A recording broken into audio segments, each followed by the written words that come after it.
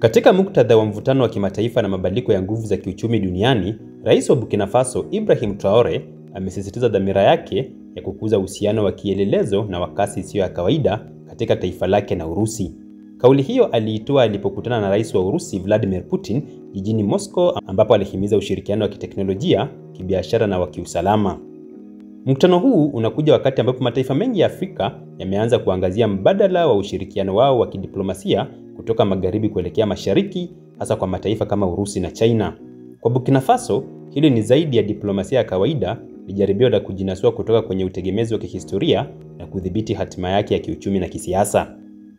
Putin, licha ya Urusi kukabiliwa na vikwazo vikali vya kimataifa, alidokeza kuwa usafirishaji wa bidhaa kutoka Urusi kwenda Burkina Faso unaongezeka na kwamba walituma tani 25,000 za ngano bila malipo mwaka jana, huku msaada mwingine wa chakula ukitarajiwa mwezi huu.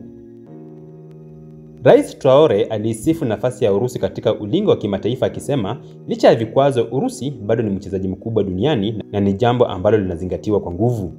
Hali hii inadhihirisha mabadiliko ya sera ya nje ya mataifa mengi ya Afrika ambayo sasa yanaelekea kujenga ushirikiano usioegemea upande mmoja, huku yakiangalia maslahi ya kitaifa kama msingi wa diplomasia mpya ya Afrika. Traore na viongozi wengine wa Afrika walihudhuria gwaride la ushindi wa miaka 80 ya vita kuu vya pili vya dunia jijini Moscow.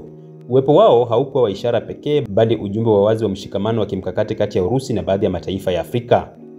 Katika upeo mwingine, Uturuki imejitokeza tena kama mdau wa amani duniani kwa kujitolea kuwa mwenyeji wa mazungumzo ya kusitisha vita kati ya Ukraine na Urusi. Rais Erdogan amesema yuko tayari kuwa mpatanishi, akizungumza na viongozi wa Ufaransa na Urusi kuhusu uwezekano wa mazungumzo mapya. Kwa muda mrefu, Afrika imekuwa ikionekana kama kiwanja cha mapambano ya nguvu za kimataifa, lakini hali inaonyesha kuwa sasa bara hili linaanza kuchagua ni nani washirika wake wa kimkakati kwa kuzingatia maslahi ya maendeleo, si vipaumbele vya kibeberu.